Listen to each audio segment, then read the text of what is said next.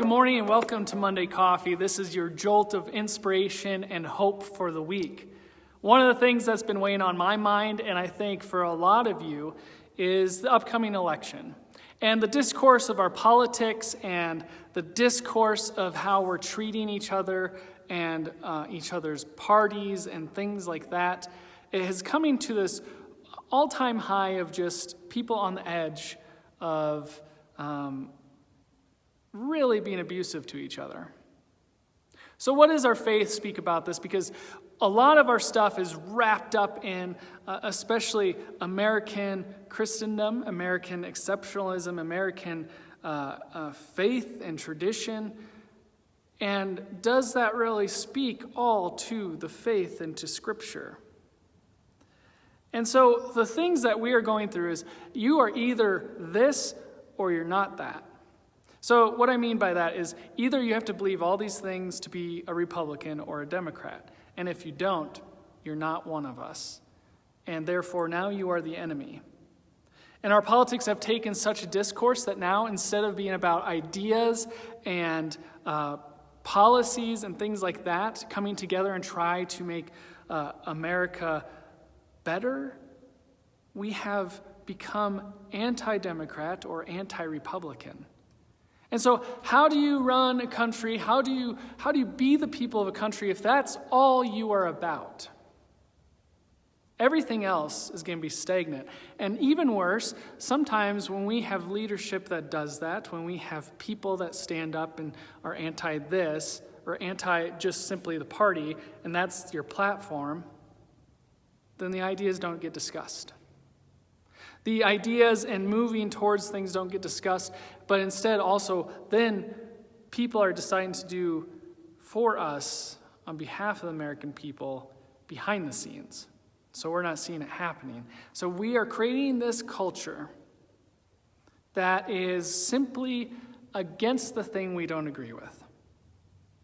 And part of that is because this is an election, probably the second or third election that has taken place in the primary digital age, where now we have more available to us than ever before in our pockets, in our phones. And so there's so much disinformation going about, wrong information, conspiracy theories, things like that, just enough to muddy the waters so we start to believe that there is no truth at all. So now it's either this or that. You're either in or you're out. And in Jesus' day, this was what the disciples were thinking.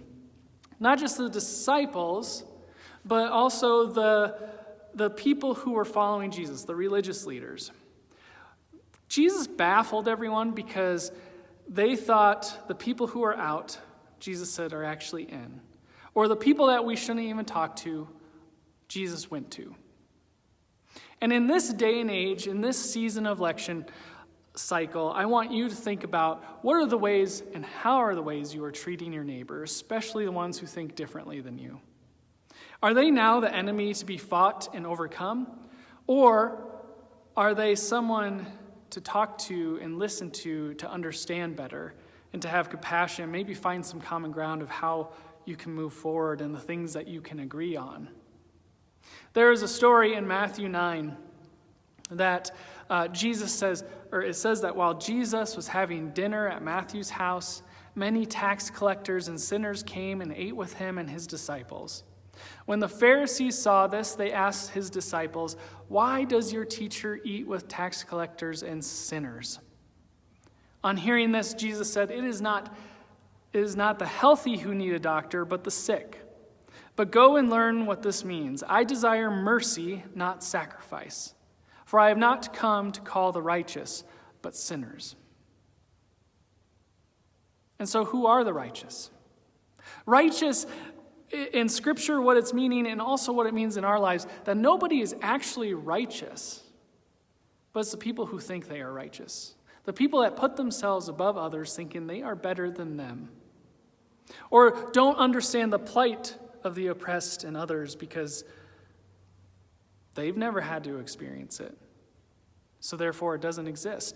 Righteous is a mindset that people have because we are all sinners.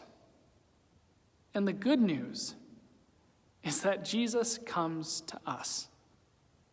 Jesus is calling us for mercy rather than sacrifice. Our political ideologies call for sacrifice, but our faith calls us to mercy to one another, to love one another. The summary of the law, to love God and to love our neighbor as ourselves. So that's my hope for you this week and the coming weeks, that we may rediscover that. We may rediscover a way to love each other and understand each other better and not get stuck in dualistic thinking of if they aren't with us, then they're against us. Have a great week.